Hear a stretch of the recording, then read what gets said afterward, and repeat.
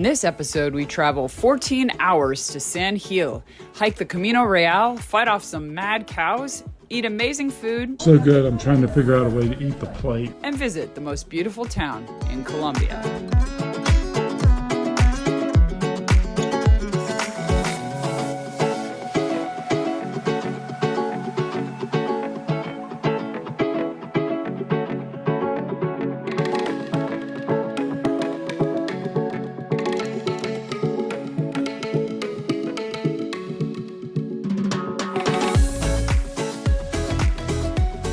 So we've just landed in Bogota, and now we are transferring from the airport to the bus station and hoping to be able to catch a bus to San Gil. It's about 7.5 hours.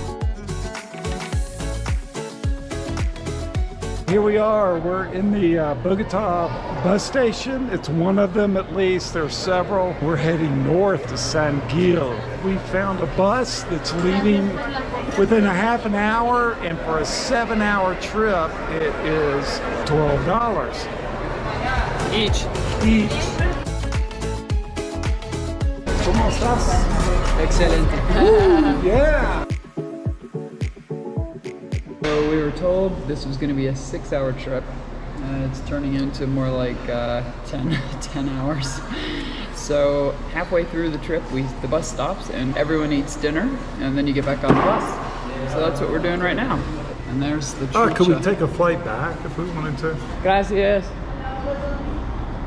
Yeah. Oh, we're here, and we've seen the countryside, and We've seen all of Colombia. man, 10 hours. would I do it again? No.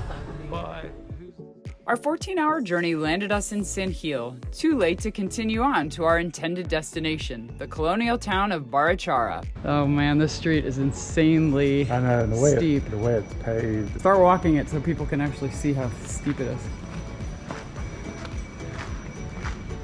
Brown had a place picked out for lunch, but then we passed this place, and it's got chicken on the spit and a whole bunch of things that look really good.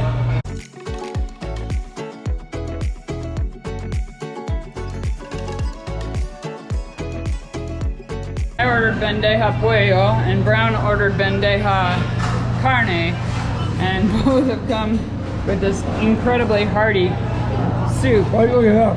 This alone is going to be more than I could eat. This is $4 with soup and meat and all of this other stuff. Crazy cheap. San Gil is called the adventure capital of Colombia and is known for its extreme sports like bungee jumping, rafting, canyoning, paragliding, and mountain biking.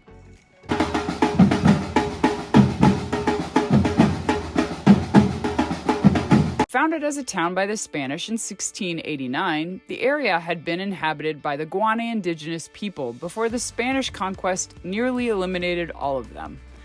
Like all Colombian villages, San Gil is built around a main square and has a beautiful 18th century stone cathedral in one corner. But there are several other 18th century cathedrals located just blocks off the main square that were all worth visiting, each of them holding daily masses. The challenge right now is to climb all the way up to the top. San Gil is a unique town in that it was established in a narrow valley, leaving little room for expansion. As construction techniques improved, the city started building residences up the mountainside. The streets become so steep that they are pedestrian-only zones. They even block the start of each street with boulders or pylons. Many streets have built-in switchback walkways to gain elevation without having to exert so much effort.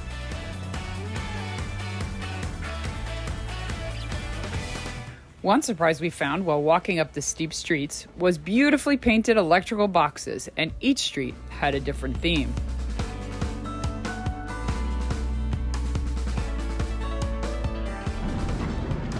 Taken something that could be like just drudgery, Yeah. and they made it into a fascinating little neighborhood park. This is Beautiful. This is stunning. And the switchbacks make going up these huge steep slope bearable.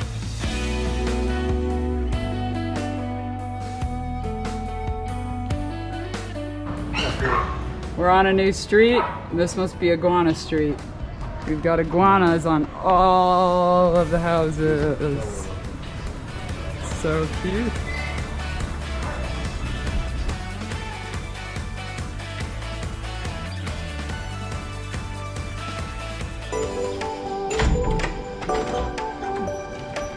Today's a very exciting day. We're headed to Barichara to hike the Camino Real.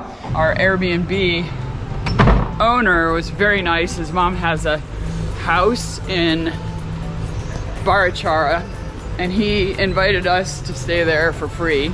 So we just bought the tickets. They're 13,000, which is about $250 for this 40-minute trip. All the different towns are marked right up here. So we're going to Barichara and our bus is yet to arrive.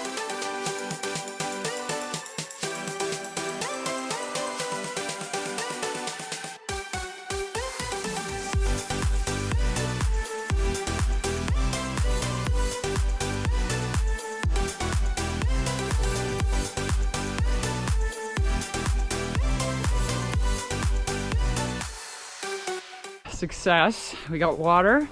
We dropped one of our backpacks off at a nice man's home. He said he'd keep it for us for the day, which was really sweet. This is the trail to Guane. It's the Camino Real and it's about 6 kilometers, so it should take us a couple of hours. Thankfully, mostly downhill. We heard that the path was rough to walk on and now I understand what they're saying. The stones are not evenly placed, so you've got to really keep an eye on your steps. So the Camino Real was built by the Guane indigenous people hundreds and hundreds of years ago and has been used for them to move from one town to another in order to work or trade or to socialize. And the trail was pretty much destroyed up until the mid 1800s, and then in 1864 a German came and restored the trail, and now it is being used by people like us but also by the locals to continue trading and working in different towns.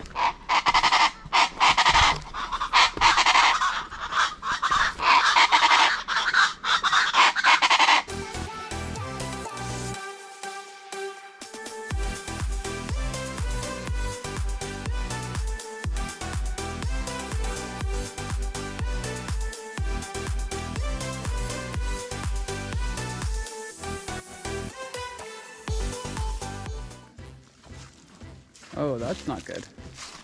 Huh. Well, that definitely doesn't seem like friendly. He doesn't have any horns. I don't know, but he's only 1,000 pounds. Okay. Oh, Brown? Well, I guess we need to take our time, right? Yeah, this is definitely a first that I've encountered cows that are so aggressive. Well, one of them is. One, yeah.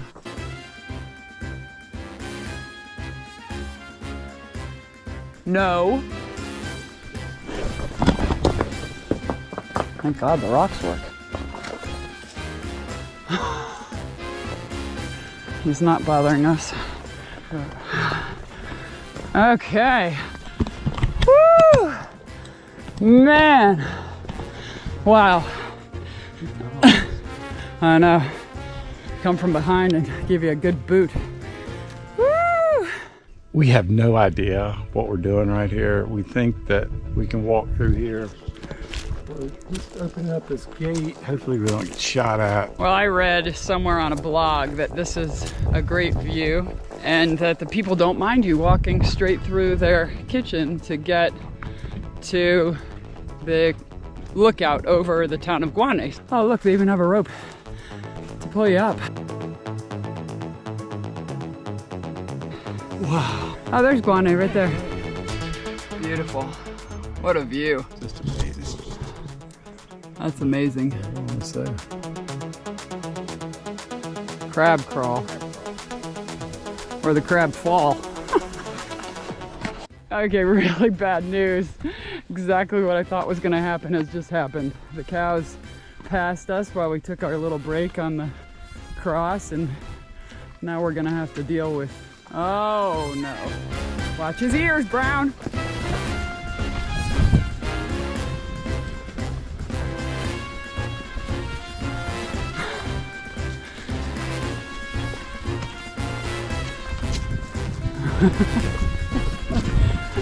Stupid cow.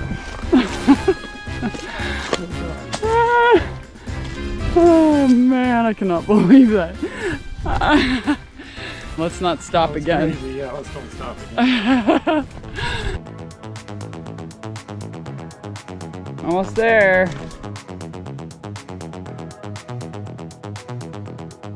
Our 2.5-hour hike deposited us in the colonial pueblo called Guane. Nestled in the beautiful Andes, the town and its 400 residents seem utterly lost in time. The first thing we noticed that it was eerily quiet. No sounds of children playing, chickens, or cars. Simplicity and beauty. Narrow cobbled streets and whitewashed walls. Just timeless. The town sits atop a small mesa with stunning views of the surrounding mountains and deep valley below. Established in the early 1600s, Guane became a colony with the purpose of converting the indigenous natives to Catholicism. Walking the streets today could not have been all that much different from way back then. The main square is filled with fossils and remnants of a time when they say the town was underwater.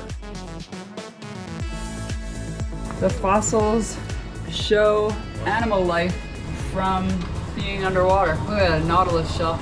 Overlooking the small park is the tiny church of Santa Lucia, a 17th century sandstone cathedral connected to a monastery.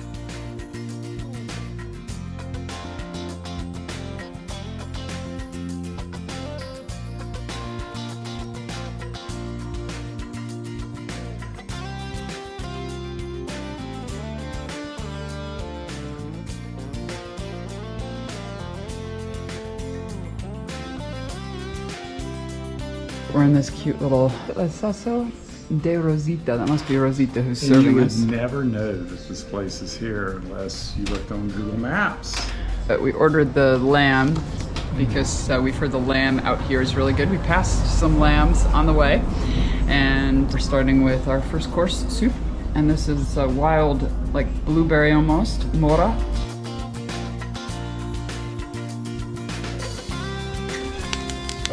Wow, look at that. Cooking under a wood fire.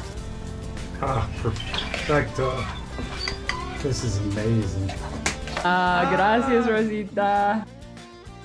We finished the soup, which was like a vegetable and potato Very soup. hearty, country vegetarian with some fresh herbs on top. Now we've gotten the lamb. And it looks like we've got a salad, some plantains, some rice, some greens, and the lambs. Rosita just brought us some chicha. No, I'm gonna sip it first because I want to taste it. I think it's a local alcohol. It's not strong. It's so good, I'm trying to figure out a way to eat the plate. Here we are with all of our friends. Life is good. We're taking a bus ride back, and it's 75 cents each back to town. It took us 2.5 hours to hike here, so I'd say that's pretty good money well spent, right? After returning to Barichara, we explored the many reasons why this town was voted the most beautiful in Colombia. Sitting atop a plateau on the edge of the valley, this town of 7,000 residents is jaw-droppingly beautiful, with one of the most extensive collections of 18th century Spanish architecture. Every lane is photo-worthy. Cobbled streets lap the sides of whitewashed walls, partially shaded by terracotta roofs. In the main square stands a stunning 17th century yellow sandstone cathedral, whose interior is as jaw-dropping as its exterior.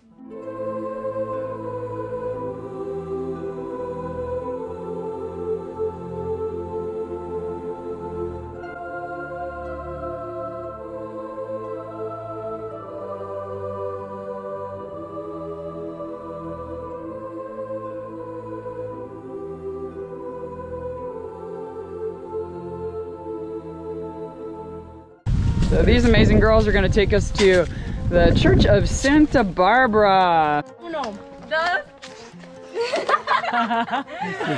Denle like y suscríbanse.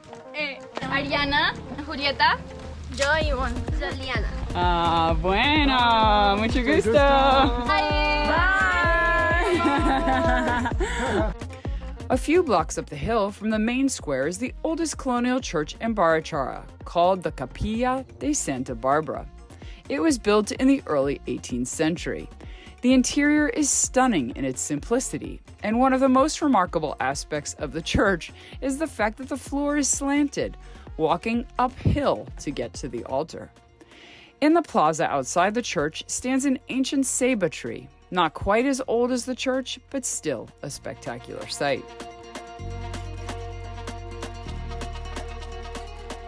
The last incredible chapel we visited, the Church of the Risen Christ, was connected to the cemetery. Built in the mid-1700s, this sandstone chapel is most known for its interior, which unfortunately we were not able to see during our visit.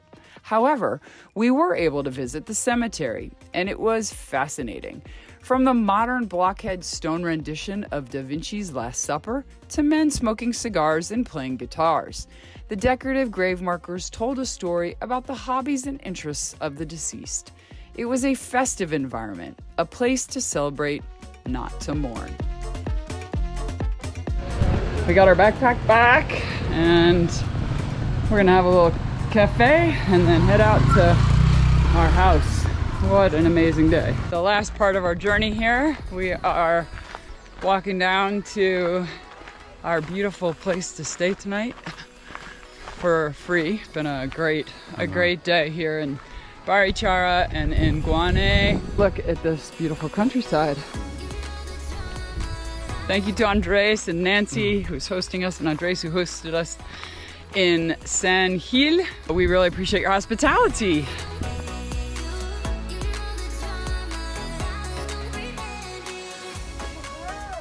Wow, look at this incredible place we have. Oh my goodness.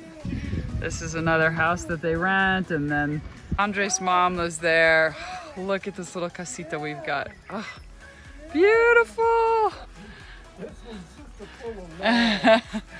Someone's relaxing.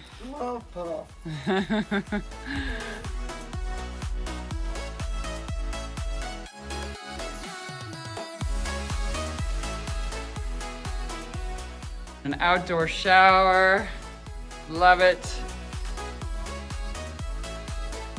And we even have a kitchen. Nancy just brought us some tea and some breakfast. So neat. What amazing hosts. Adios, gracias. Wow, that was a wonderful night of sleep. So we're gonna grab a bite to eat here and then head up to the road up there and catch the bus. We did not have a very good experience with your brother yesterday.